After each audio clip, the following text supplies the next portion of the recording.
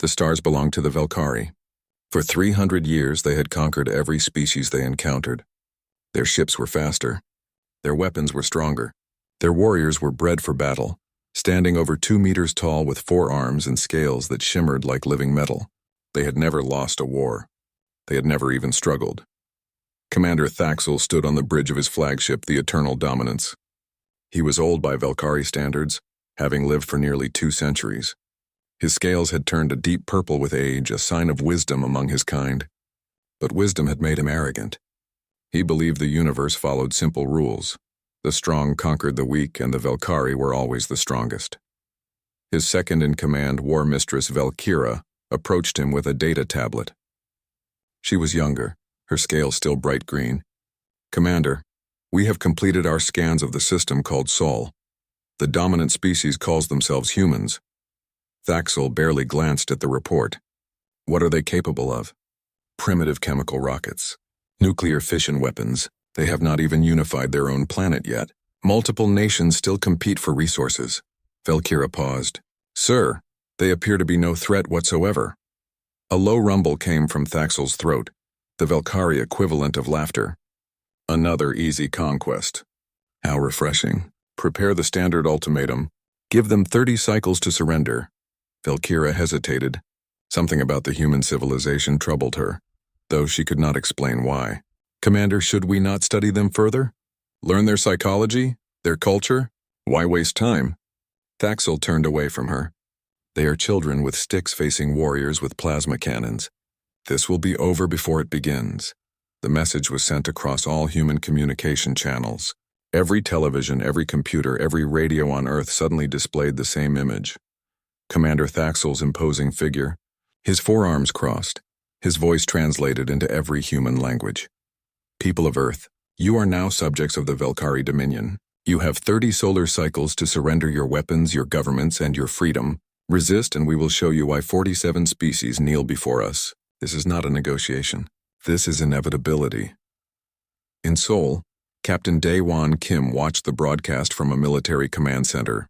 He was 34 years old, a veteran of the Korean reunification war that had ended 5 years earlier. He had seen combat. He had lost friends. But this was different. This was not a war between humans. This was survival of the entire species. Next to him, Dr. Hana Yoon studied the alien commander's body language. She was a specialist in psychology, now hastily retrained to analyze alien behavior. "He is not just threatening us," she said quietly. "He is mocking us. Look at his posture. He believes this is already over." Admiral Park Ji-won entered the room. He was 56, gray-haired, with a face carved by stress and responsibility. He had been chosen to lead Earth's defense forces, a position nobody wanted but everyone agreed he deserved. "What do we know about them?" Dae-won pulled up tactical displays. "Their technology is centuries ahead of ours. Energy shields that can stop our missiles. Plasma weapons that can cut through our armor like paper. Genetic enhancements that make their soldiers stronger and faster than any human. So we cannot win," Admiral Park said. It was not a question. "Not in a straight fight," Dae-won agreed. "Then we do not fight straight." The Admiral's eyes hardened. "We have something they do not have. Something they lost when they became so powerful they forgot what it means to struggle." Hana looked at him. "What is that?" "Desperation." The response was drafted carefully. Every word was debated by Earth's hastily assembled unified government. Some wanted to beg for mercy. Others wanted to curse the invaders. In the end, they chose 3 simple words that summed up humanity's entire history of refusing to bow. "Come and take it." When Thaxel received the response, he stared at it for a long moment. Then he threw back his head and laughed, a sound like grinding stones. "They have courage, at least. Stupid courage, but courage nonetheless. Very well, we will come. And we will take everything." The Velkari fleet arrived in Earth's solar system 47 days later. 47 capital ships, each the size of a city. 300 destroyers. 50,000 warrior troops trained from birth to conquer and kill. They moved into formation around Earth's moon, a show of force designed to break human morale before a single shot was fired. Sub-Commander Raxton, young and eager, studied Earth through his viewscreen. Blue and green covered in clouds teeming with billions of lives. "It almost seems a shame to conquer something so beautiful," he said. "Beauty is irrelevant," Thaxel replied. What matters is order. Velkari order. On Earth, sirens wailed in every major city. People fled underground to shelters built in desperate haste over the past month. Others stood on rooftops staring up at the stars, watching the alien ships appear as bright points of light that should not be there. Captain Daewon kissed his sister goodbye. She was not a soldier, just a teacher, but she looked at him with the same determination he felt. "Make them regret coming here," she said. He nodded. "I will." Admiral Park addressed his forces over every communication channel. 12 carriers, most of them converted civilian ships. 89 frigates, old and outdated, but all they had. Thousands of drone fighters built as fast as factories could produce them. Against the Velkari fleet, it looked pathetic. It was pathetic. "I will not lie to you," the admiral said. "Most of us will die today. Our ships are weaker. Our weapons are inferior. By every measure, we should lose. But I ask you to remember something. They chose to come here. They chose to threaten our families, our homes, our world. That was their mistake, because humans do not fight wars to win. We fight wars to make our enemies bleed. And today we are going to teach the Velkari that there is no such thing as an easy conquest." The first shots were fired near the moon. Human missiles streaked toward the Velkari ships and energy shields flickered to life, deflecting them harmlessly into space. Plasma cannons responded and 3 human carriers vanished in balls of superheated gas. 2,000 people died in seconds. It looked like a massacre. It should have been over quickly. But then something unexpected happened. Human fighters began kamikaze runs, too fast for the Velkari to track, detonating nuclear warheads at point-blank range against shield generators.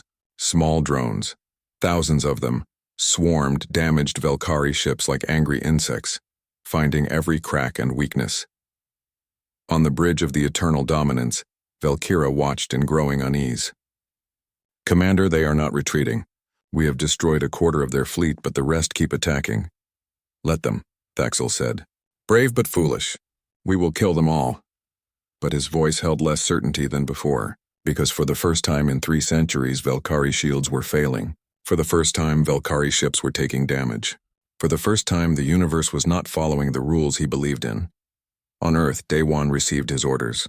While the space battle raged, he would lead a team to Mars where the Velkari had established their first forward base. A suicide mission. A message. He gathered his team. Lieutenant Yuna Shin, an expert in explosives. Sergeant Bong-Sik Lee, who could carry weapons that would break a normal person's spine. Corporal Minji Park, barely 22, who could hack computer systems in her sleep. "We are going to hit them where they think they are safe," Daewon told them. "We are going to show them that humans do not respect rules. We do not fight fair. We fight to survive. Are you ready?" They were ready. They had always been ready, because the Velkari had made one fatal mistake. They thought combat was easy. They were about to learn otherwise. The transport ship was cramped and cold. Captain Daewon sat across from his team, checking his rifle for the 5th time. It was a nervous habit he had developed during the reunification war. Check the weapon. Trust the weapon. The weapon keeps you alive. Lieutenant Yuna Shin sat next to him, her fingers dancing across a tablet as she reviewed the Mars base schematics one more time. She was small for a soldier, barely reaching Daewon's shoulder, but he had seen her place explosives with the precision of a surgeon. "The power generator is here," she said, pointing to a section of the base. "If we take that out, their communications go dark for at least 10 minutes. 10 minutes is all we need," Daewon replied. Sergeant Bong-Sik Lee was cleaning his heavy machine gun, a weapon so large it required mounting on vehicles for most soldiers. He carried it like a rifle. "I hope these aliens bleed," he said casually. "I want to see if their blood is really purple like the reports say." Corporal Minji Park, the youngest of them, looked nervous. This was her first real combat mission. "Captain, what if they detect us before we land? Then we die fast instead of slow," Daewon said. He saw her face pale and softened his tone. "Minji, fear is good. Fear keeps you sharp. Just remember your training and follow my lead." The transport dropped them on the dark side of Mars, where the Velkari sensors could not easily detect them. They landed in a crater 5 kilometers from the base and began the long walk across the red sand. Each of them wore suits designed to blend with the Martian surface, and they moved in complete radio silence. Through his visor, Daewon could see the Velkari base in the distance. It was enormous, a complex of towers and domes that glowed with alien technology. He counted at least 50 Velkari warriors patrolling the perimeter. They moved with casual confidence, their forearms swinging lazily, their weapons held loosely. They did not expect trouble. Why would they? This was Mars. This was behind their lines. They were safe. That was their first mistake. The team reached the base perimeter just after midnight Martian time. The Velkari had erected energy barriers, but Minji worked her magic, finding the frequency and creating a small gap just large enough for them to slip through. They were inside. Yuna immediately split off toward the power generator, taking Bongsik with her. Daewon and Minji headed for the communications tower. The plan was simple. Disable communications, destroy the generator, kill anyone who got in the way, and escape before reinforcements arrived. Daewon moved through the base corridors like a ghost. He had trained for urban combat, for guerrilla warfare, for fighting enemies who were stronger and better equipped. The Velkari had not. They stood guard at intersections, talking to each other, sometimes even sitting down. One was looking at what appeared to be a personal device, distracted. Daewon killed him silently, a blade to the throat. Purple blood sprayed across the white walls. The Velkari gasped once and fell. Daewon felt nothing. This was war. This was survival. Minji stared at the body, her hands shaking. "I have never seen anyone die before," she whispered. "You will see many more before this night ends," Daewon said. "Keep moving." They reached the communications tower and Minji began her work, connecting her equipment to the alien systems. "This technology is so advanced," she breathed. "It would take our scientists years to understand it." "You have 5 minutes," Daewon said, watching the corridor. "Make it work," she did. 4 minutes later, the entire base communications array went offline. Every screen flickered and died. Emergency lights activated, bathing everything in a red glow. Across the base, Yuna placed her charges on the power generator. She was an artist with explosives, knowing exactly where to place each one for maximum effect. Bongsik stood guard, his machine gun ready. "Company coming," he said calmly. 3 Velkari warriors rounded the corner. They saw Bongsik and raised their weapons. He fired first. The machine gun roared in the confined space, a sound like thunder. The plasma weapons the Velkari carried were powerful, but they required aiming. Bongsik just pointed in their general direction and held down the trigger. All 3 aliens went down in a spray of purple blood. "Generator is rigged," Yuna said. 30 seconds to detonation." They ran. Behind them, alarms began to wail as the Velkari finally realized they were under attack. More warriors poured into the corridors. Plasma bolts sizzled through the air. Bongsik turned and fired, covering their retreat. "Go, I will hold them." "No one stays behind," Daewon shouted. He grabbed Bongsik's arm and pulled him along. They rounded a corner just as the generator exploded. The entire base shook. Lights died completely. Somewhere, someone was screaming in an alien language. They met up with Minji near the perimeter. The energy barrier was down, collapsed by the power failure. They ran into the Martian night, suits blending with the sand and rocks. Behind them, the Velkari base burned. Commander Thaxel received word of the attack while overseeing the space battle near Earth's moon. He listened to the report in silence, his forearms crossed, his face unreadable. "How many humans?" he asked finally. "Unknown, Commander. Estimates suggest between 3 and 5 individuals. 3 to 5. Thaxel's voice was soft, dangerous. 3 to 5 humans destroyed a base defended by 50 warriors. 3 to 5 humans penetrated our sensors, our barriers, our security. Explain to me how this is possible," no one answered. No one dared. War Mistress Valkyra reviewed the security footage that had survived. She watched the human kill the guard with a blade, efficient and silent. She watched the small female place explosives with expert precision. She watched the large male hold a corridor single-handedly against 3 warriors. "They do not fight like soldiers," she said slowly. "They fight like predators. Like hunters." "They are prey," Thaxel snapped. "We are the predators, are we?" Valkyra challenged. "When was the last time we fought a war where we were not guaranteed victory? When was the last time we bled for a conquest? We have grown soft, Commander. We expect fear and surrender. These humans give us neither." Thaxel struck her across the face with one of his 4 arms. She fell but did not cry out. "You forget your place, War Mistress. We are Velkari. We are superior. This is a minor setback, nothing more. Increase security across all bases. Deploy hunter teams to find these human raiders, and prepare for planetary assault. We will show them what true power looks like. Valkyria rose slowly, purple blood dripping from her mouth. Yes, Commander. But in her heart she wondered if they had already made a terrible mistake. Back on Earth, Captain Daewon's team arrived to a hero's welcome. Admiral Park personally greeted them at the landing pad. You did it, he said, shaking Daewon's hand. The entire planet watched the Valkyrie base burn. You gave people hope. We gave them a message. Daewon corrected. We told the Valkyrie that there is nowhere they are safe. Nowhere we will not strike. The Admiral nodded. The space battle continues. We have lost 34 ships, but we destroyed 6 of theirs. 6, Daewon. In 300 years, no species has destroyed even one Valkyrie ship. We are making them pay for every inch. Dr. Hanayun joined them, her face tired but determined. I have been monitoring their communications. They are confused, angry. They do not understand why we continue fighting. In their experience, inferior species surrender after the first battle. They have never fought humans before, Lieutenant Yuna said quietly. No, Hana agreed. They have fought species who valued their own lives over freedom. They have fought civilizations who calculated the cost and chose survival over resistance. We are different. We do not calculate. We just refuse to die. That night, Daewon stood on the roof of the military complex staring up at the stars. Somewhere up there, the battle continued. Ships were dying. People were dying. And tomorrow, the Valkyrie would come to Earth itself.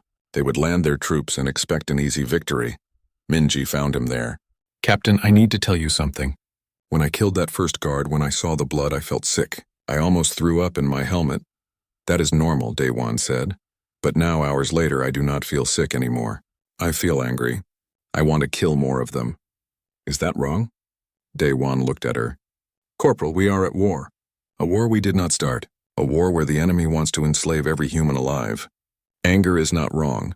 Anger is fuel. Just remember to control it. Rage without discipline gets you killed, she nodded. They really thought this would be easy, didn't they? Yes, Daewon said. They thought combat was about superior weapons and superior strength. They forgot that combat is about will. The will to endure. The will to suffer. The will to make the enemy pay in blood for every victory. He turned to face her. Tomorrow they land on Earth, and we are going to show them what happens when you invade the home of a species too stubborn to quit. Above them, another ship exploded in orbit. A brief flare of light against the darkness. Human or Valkyrie, Daewon did not know. It did not matter. Both sides were bleeding now. But only one side was learning what that blood meant. The Valkyrie had thought this war would be easy.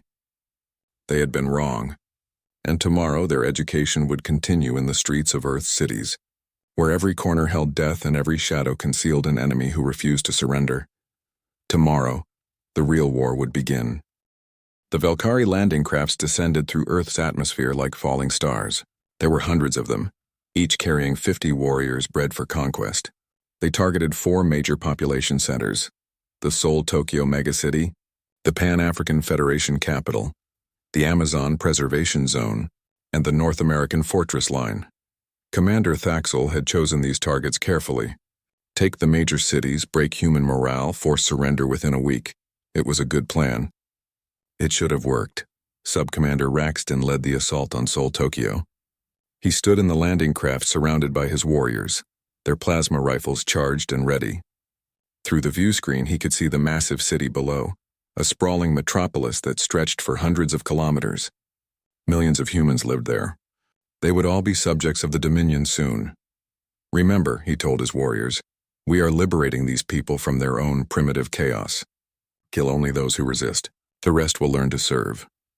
The craft landed in the city center, a plaza surrounded by towering buildings. The boarding ramp lowered. Braxton stepped out, expecting to see crowds of terrified humans fleeing. Instead, he saw empty streets, silent buildings. Not a single person in sight. Where are they? One of his warriors asked. The answer came in the form of an explosion. The building to their left erupted in flames as hidden charges detonated. Debris rained down on the Valkyrie warriors. 3 died instantly, crushed under falling concrete. The rest scattered, seeking cover. Then the shooting started. From windows, from rooftops, from underground passages, human soldiers opened fire. They did not aim for kills, not at first. They aimed for chaos. Bullets ricocheted off Velkari armor, forcing them to take cover. Plasma bolts fired back, but the humans were already gone, moved to new positions. "Advance," Raxton ordered. His warriors moved forward in formation, a standard Velkari battle line designed for open warfare. They made it 2 blocks before the street exploded beneath them. The entire road had been mined. 6 more warriors fell. Captain Dewan watched from a building 3 blocks away. He spoke into his radio. "All units, they are advancing along Avenue 7, Springtrap 3. What the Velkari did not understand, what they could not understand, was that Seoul, Tokyo had been preparing for this moment since the Velkari ultimatum. Every street had been studied. Every building had been fortified or rigged for demolition. The civilians had been evacuated weeks ago into deep underground bunkers. What remained was a killing ground designed by Colonel Jaewon Cho, Earth's Special Warfare Command leader. The Velkari pushed deeper into the city. They had to. Retreating meant admitting weakness, something their pride would not allow. But every block became a new hell. Snipers picked off officers from a kilometer away. Remote-controlled drones dropped grenades from above. Underground tunnels allowed human soldiers to appear, attack, and vanish before the Velkari could respond. Raxton found himself in a running firefight through narrow streets never designed for military vehicles. His warriors, trained for open battlefield supremacy, struggled in the confined spaces. Their plasma weapons were powerful, yes, but each shot that missed vaporized buildings and created more rubble, more obstacles, more places for humans to hide. "This is not war," Raxton screamed in frustration. "This is cowardice. Face us in open combat." But the humans did not care about honor. They cared about survival. They cared about killing as many invaders as possible while losing as few of their own. In the underground transit tunnels beneath the city, Daewon's unit prepared their next ambush. Lieutenant Yuna had rigged an entire section of tunnel with explosives. Sergeant Bongsik had positioned his machine gun at a choke point. Corporal Minji monitored the Velkari communications, listening to their growing panic. "They are sending reinforcements down Tunnel 7, Minji reported. 50 warriors headed our way." "Good," Daewon said. "Let them come." The Velkari entered the tunnel in a tight formation. In the darkness, their enhanced vision gave them an advantage. They could see heat signatures, movement, the faint outline of human positions. What they could not see were the hundreds of pounds of explosives hidden in the walls, the ceiling, the floor itself. Yuna waited until the entire Velkari force was in the kill zone. Then she pressed the detonator. The tunnel collapsed in a roar of sound and fury. 50 Velkari warriors died in seconds, buried under tons of concrete and steel. The few who survived emerged dazed and wounded, only to face Bongsik's machine gun. None made it more than a few steps above ground. Raxton heard the explosion. He had just lost 50 warriors, 50 of his best fighters dead in a trap. He looked around at the ruined city, at the empty streets that seemed to watch him with hostile eyes. "How many humans did we kill to lose 50 warriors?"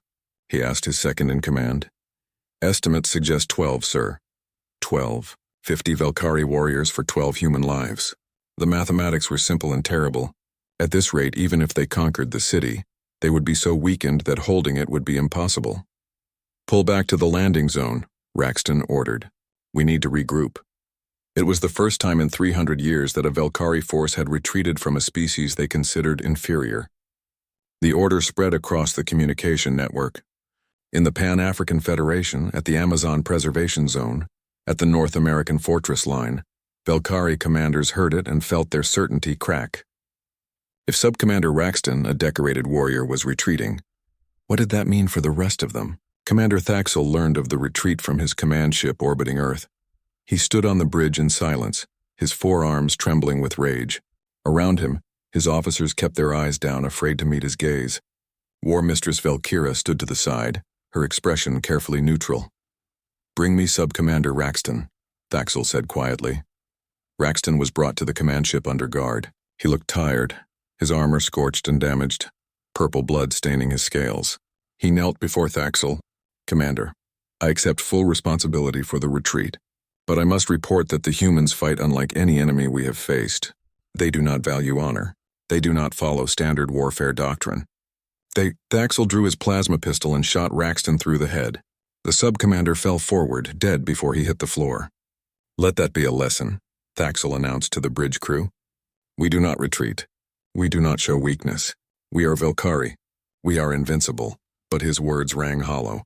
Every officer present had seen the casualty reports. In 3 days of urban fighting, they had lost over 3,000 warriors. 3,000 to kill 400 humans. The mathematics were unsustainable. Even War Mistress Valkyra, loyal to the core, could not hide her doubt. On Earth, Dr. Hana Yoon began her psychological warfare campaign. She broadcast messages directly to the Valkyrie troops, using frequencies Minji had stolen from their systems.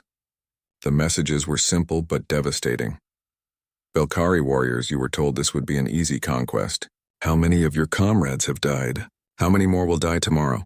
The humans ask you, is this what victory looks like?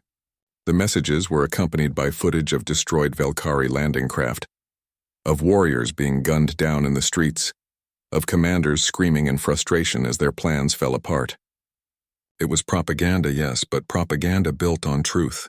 The Valkyrie were losing, and now they knew everyone could see it. Thaxel tried to block the transmissions, but Minji and her team of hackers were too skilled. They bounced signals off satellites, used captured Valkyrie equipment, even hijacked the command ship's own communication arrays. The messages kept coming, relentless as the human resistance itself. That night, Daiwan's team rested in an underground bunker. They were exhausted, filthy, low on ammunition, but they were alive. Yuna checked her remaining explosives. Bong-sik cleaned his gun for the 100th time. Minji monitored enemy communications, looking for the next opportunity. "Captain," Yuna said softly, "how long can we keep this up? We are bleeding them, yes, but we are dying too. How long before we run out of people?" Daewon had no answer. He knew the statistics. Earth's military was outnumbered, outgunned. Every day they held was a miracle paid for in blood. But he also knew something else. "Yuna, the Valkyrie do not understand what they are facing. They think this is a war of conquest. It is not. This is a war of extinction. They want to enslave us. We cannot allow that. So we fight, we bleed them. We make them pay such a terrible price that even if they win, they lose. And if we die?" Minji asked. "Then we die knowing we made them bleed for it," Daewon replied. "We die knowing that somewhere, somehow, we hurt them so badly they will remember us forever." It was not a comforting answer, but it was an honest one. And in the darkness of the bunker, surrounded by the weapons of war, it was enough. Above them, in orbit, Commander Thaxel made a decision. If ground assaults were failing, he would escalate. He would bring weapons that could crack continents, boil oceans, turn Earth's atmosphere to poison. He would make an example of humanity that every species in the galaxy would remember. The obliteration fleet was summoned. Extinction-class weapons prepared. Earth had 14 days before the bombardment platforms came online. 14 days to surrender or face annihilation. The briefing room was silent as Captain Daewon explained the plan. 50 people sat before him, all volunteers. They knew what this mission meant. They knew most of them would die. But they also knew that if they did nothing, everyone on Earth would die. The choice was simple. "We will use a captured Valkyrie transport," Daewon said, gesturing to the holographic display. "We will approach the Eternal Dominance, pretending to be a damaged vessel requesting emergency docking. Once aboard, we split into 3 teams. Alpha Team, led by me, goes for the bridge. Bravo Team, led by Lieutenant Yuna, targets the reactor core. Charlie Team, led by Sergeant Bong-sik, disrupts their internal communications so they cannot coordinate a defense." "What about escape?" someone asked. Daewon met the person's eyes. "There are escape pods throughout the ship. If you can reach one before the reactor detonates, you might survive. But I will not lie to you. Most of us will not be coming back." Nobody left. Nobody complained. They had all accepted death the moment they volunteered. What mattered now was making that death count.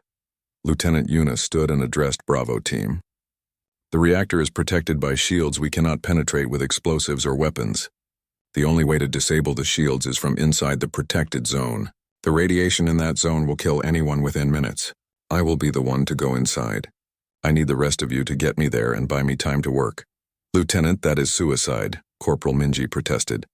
"This entire mission is suicide," Yuna replied calmly. "But someone has to do it. I have studied Valkyrie reactor systems. I'm the best chance we have of destroying that ship." Daewon looked at her. They had fought together for months now. She had saved his life twice, and he had saved hers once. They were not friends exactly. Soldiers rarely made friends during war.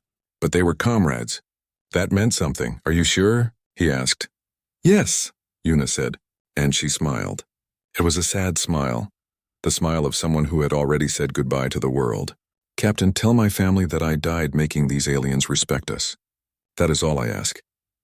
The captured Velkari transport launched 2 days later. It was damaged genuinely, hit during a space battle and repaired just enough to fly. That made the disguise perfect. The pilot sent distress signals in the Velkari language, claiming engine failure and requesting emergency assistance. It was a gamble. The Velkari might just destroy them. But Commander Thaxel was arrogant enough to believe no human would dare approach his command ship. He granted docking permission. The transport settled into one of the Eternal Dominance's massive hangar bays.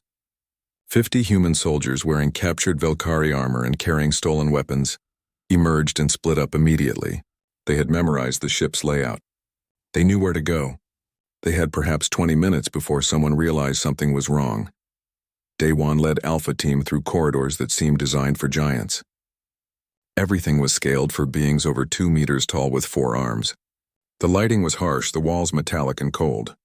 They passed several Velkari crew members who barely glanced at them. Why would they? This was the command ship. This was the safest place in the entire fleet. They made it 3 corridors before alarms began to blare. Someone had discovered the bodies of the real guards Daewon's team had killed in the hangar. Now the entire ship knew they were under attack. Move, Daewon ordered. Alpha Team broke into a run. Behind them, they could hear the sound of Velkari warriors responding to the alert. Plasma bolts began to fill the corridor. One human soldier fell, a smoking hole in his back. Then another. The rest kept running. They reached a sealed door, the entrance to the command deck. Minji frantically worked to hack it open while Daewon and the others formed a defensive line. Velkari warriors poured around the corner. The fighting was brutal and close. Human rifles against plasma weapons. Fragile human bodies against armored Velkari warriors. The humans should have lost in seconds, but desperation made them fierce. They fought with knives when their guns ran dry. They grabbed plasma rifles from fallen enemies. They used explosives in corridors too small for the Velkari to escape. And slowly, impossibly, they held the line long enough for Minji to open the door. Alpha Team rushed through onto the command deck. Commander Thaxel stood at the center, surrounded by his senior officers. He stared at the humans in shock. You dare, he began. Daewon shot him. The plasma bolt took Thaxel in the chest and the ancient commander fell. Chaos erupted on the bridge. Officers drew weapons. Human soldiers fired back. It became a massacre with no clear victor, just 2 sides trying to kill each other in the most efficient way possible. Meanwhile, Bravo Team fought their way toward the reactor. Una led them through maintenance tunnels, avoiding the main corridors where Velkari warriors were gathering. They lost people. The first died to a security system they did not see. The second died holding a choke point so the rest could advance. By the time they reached the reactor chamber, Bravo Team was down to 8 people. The reactor was enormous, a sphere of energy contained by shields that made the air itself hum with power. Una studied it for a moment, then began setting up her equipment. I need 5 minutes, she said. Keep them off me. The remaining members of Bravo Team took positions at the entrances. When the Velkari came, and they did come, the humans made them pay for every meter. Sergeant Bongsik had abandoned his heavy machine gun, now using a plasma cannon torn from a Velkari weapons mount. He held the main entrance alone, his weapon painting the corridor with death. Charlie Team, meanwhile, had managed to reach the communications center and was wreaking havoc. Every time the Velkari tried to coordinate their defense, human hackers scrambled their signals. Every time reinforcements were called, they were sent to the wrong deck. It was chaos, beautiful and terrible, and it was exactly what the mission needed. On the bridge, Daewon found himself face to face with War Mistress Velkira. She had survived Thaxel's death and was rallying the remaining officers. She saw Daewon and their eyes met across the smoke-filled command deck. Recognition flashed between them. They had never met, but they knew each other. Warrior to warrior, enemy to enemy, Velkira charged him. She was faster than any human, stronger, with 4 arms that could strike from multiple angles. Daewon had only his training and his will to live. They clashed in the center of the bridge, a brutal dance of combat that was as much about survival as about skill. She struck high and low simultaneously. Daewon barely dodged, feeling one of her fists graze his helmet. He responded with a kick to her knee, not enough to break it, but enough to make her stumble. She grabbed his rifle with 2 arms and tore it away. He drew a knife and went for her throat. She blocked with her 3rd arm and punched him with her 4th, sending him sprawling. "You fight well for prey," Valkyra said, advancing on him. Daewon spat blood. "You fight like someone who has never been desperate." He threw smoke grenades, filling the bridge with thick gray clouds. Valkyra could see through smoke with her enhanced vision, but Daewon was not trying to hide. He was changing the environment. In the smoke, he could strike from unexpected angles. In the smoke, her forearms meant less because she could not track him perfectly. They fought for what felt like hours but was probably minutes. Daewon used every dirty trick he knew. Smoke, pressure points, environmental hazards. He led her near a damaged console and electrocuted her by shooting it. Not enough to kill, but enough to slow her down. Then he hit her with a heavy piece of debris, knocking her unconscious. He stood over her, knife in hand. He could kill her. Should kill her, but something made him hesitate. This warrior had fought with honor. Even now, even defeated, she deserved better than a knife in the dark. He bound her hands and moved on. Alpha Team had taken the bridge, but at terrible cost. Of the 15 who had entered, only 4 remained alive. Daewon looked at the survivors. "Status?" "Bravo Team has reached the reactor," Minji reported, her voice coming through his earpiece. "Charlie Team is down to 3 people but still jamming communications." "Tell Bravo to finish it," Daewon ordered. "Tell Charlie to get to the escape pods. We have done all we can." Down in the reactor chamber, Yuna was alone. The rest of Bravo Team had fallen defending her. Their bodies lay in the doorways, their sacrifice buying her the time she needed. She had disabled the shields and was now inside the protective zone, her hands working the alien controls. The radiation was already killing her. She could feel it, a heat in her bones, a sickness in her stomach, but her mind was still clear. Her hands were still steady. She thought of her family, her mother, who had cried when Yuna joined the military, her father, who had been so proud, her younger brother, who looked up to her as a hero. Would they understand?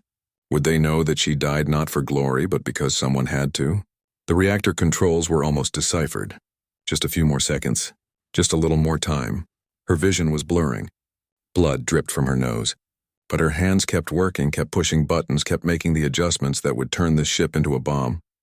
"Lieutenant," Daewon's voice came through her earpiece. "Status?" "Almost there, Captain," Yuna said. Her voice was weak. "Tell Earth. Tell them we made the Valkyrie bleed. Tell them it mattered.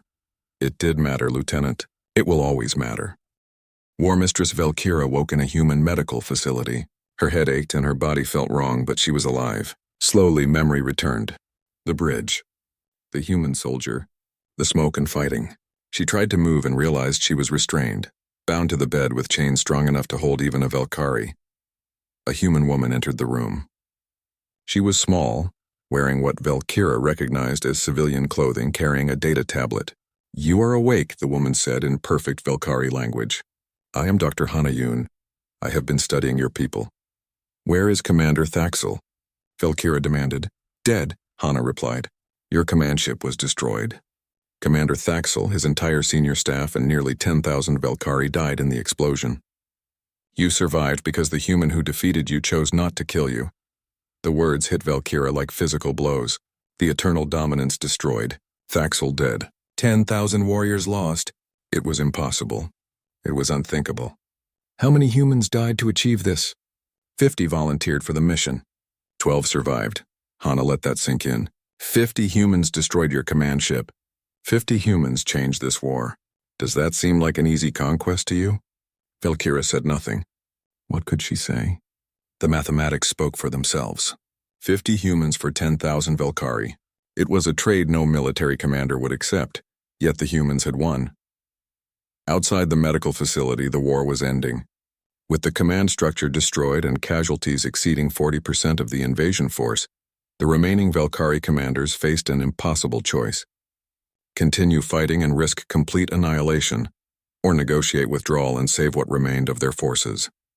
For 3 days, the Valkyrie fleet hung in orbit, silent and unmoving.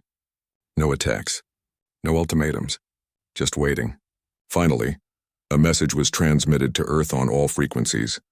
This is Acting Fleet Commander Kiralthos of the Velkari Dominion.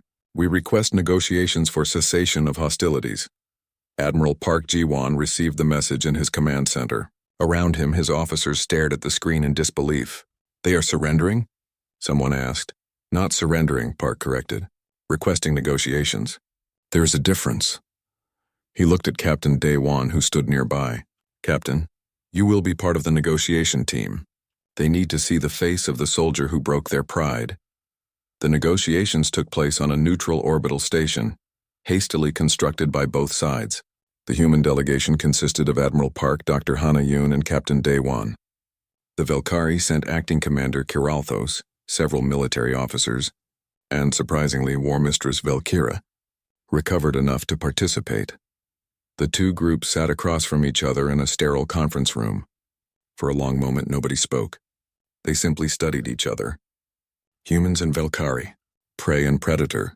Except now nobody was certain which was which. Admiral Park spoke first. You came to our world and told us to surrender or face annihilation. We refused. You invaded. You killed millions of our people. And now you want to negotiate. Why should we give you anything except death? Kiralthos was older than Thaxel had been. His scales faded to almost gray. He looked tired. Because continuing this war will destroy both our species. You have proven you can make us bleed. We have proven we can devastate your world. Neither side can truly win, only end each other. That sounds like our problem, not ours, Dae-won said coldly. We did not come to your worlds. We did not threaten your families. You chose this. We did, Velkira spoke up. All eyes turned to her. We chose this war because we believed we were superior. We believed combat was easy because we had forgotten what it means to face an equal enemy. The humans have taught us otherwise. She looked directly at Dae-won. You could have killed me on the bridge. Why did you not? Dae-won met her four-eyed gaze. Because you fought with honor. Even when your cause was wrong, you fought as a warrior. I could not kill someone like that in cold blood, even if they were my enemy. Velkira's scales rippled, the Velkari equivalent of being moved by emotion. That mercy is why I now advocate for peace. A species capable of mercy in the midst of war is not prey. It is something we should respect. The negotiations continued for 3 days. The humans demanded complete Velkari withdrawal from the Sol system. The Velkari agreed. The humans demanded reparations for the damage caused. The Velkari agreed. The humans demanded a non-aggression pact for 100 years. The Velkari agreed to that as well. But the most important part of the treaty was what happened after. A joint defense agreement. A promise that if either species faced external threats, the other would come to their aid. It was Dr. Hana Yoon who proposed it, and surprisingly both sides accepted. We have bled together, Hana said. We have suffered together. Perhaps it is time we stood together. The Treaty of New Earth was signed 5 days after negotiations began. The Velkari fleet withdrew, taking their dead and wounded with them. Earth began the long process of rebuilding. And two species that had tried to destroy each other began the even longer process of learning to coexist. 5 years passed. Captain Dae-won Kim, now colonel, stood at a memorial wall in Seoul. The wall stretched for a kilometer, covered in names. 2.3 million humans had died in the war. He found Lieutenant Yoona Shin's name, along with the other 49 volunteers who had stormed the Eternal Dominance. He touched her name gently. Still visiting? Dr. Hana Yoon, now Earth's chief diplomatic officer, joined him. She had aged in 5 years. Lines around her eyes that had not been there before. War aged everyone, every month, Dae-won said. I owe them that much. We all do. Hana looked at the wall. Did I tell you the Velkari are requesting joint military training exercises? They want us to teach their troops human tactics. Dae-won laughed, a sound with no humor in it. They want us to teach them how to fight dirty. How to be desperate. No, Hana corrected. They want us to teach them humility. After 3 centuries of easy conquests, they had forgotten that war is not a game. We reminded them. A transport ship descended from the sky, landing on a nearby pad. From it emerged War Mistress Velkira. She had been assigned as the Velkari liaison to Earth, a position she had accepted despite protests from some of her people. She walked toward the memorial wall, her movements slower than they had been during the war. The radiation exposure on the Eternal Dominance had left permanent damage. She stopped next to Daewon and Hana. For a moment, the three of them simply stood together, looking at the names of the dead. "May I ask a question?" Valkyra said finally. "Ask," Daewon replied. "Why do you visit this wall? These people are dead. They cannot know you remember them." "Because I am alive and they are not," Daewon said. "Because they died so that Earth could survive. The least I can do is remember them." Valkyra was silent for a long time. Then she said something that surprised both humans. "I would like to add a Valkyrie memorial next to yours. For the warriors who died in this war. They were wrong to invade, but they fought with courage. Perhaps our dead can rest together." Hana and Daewon exchanged glances. It was an unprecedented request. But perhaps that was the point. To move forward, both species needed to acknowledge the cost of the war. "I will bring it before the council," Hana said, "but I think they will agree." Months later, a second wall was built next to the first. On it were carved the names of 40,000 Valkyrie warriors who had died. The two memorials stood side by side, human and alien, a reminder of what war costs and why peace matters. Lieutenant Minji Park, now teaching at Earth's new military academy, gave lectures on the war. She showed footage of the Seoul Tokyo battles, the Mars raid, the destruction of the Eternal Dominance. Young cadets watched in silence, trying to understand what their teachers had survived. One cadet raised her hand. "Lieutenant, what was the turning point? When did the Valkyrie realize they could not win?" Minji considered the question. "There was no single moment. It was cumulative. Every ambush, every trap, every time we made them bleed for a victory they thought would be easy. They came expecting prey. We showed them predators. They expected surrender. We gave them defiance." She paused.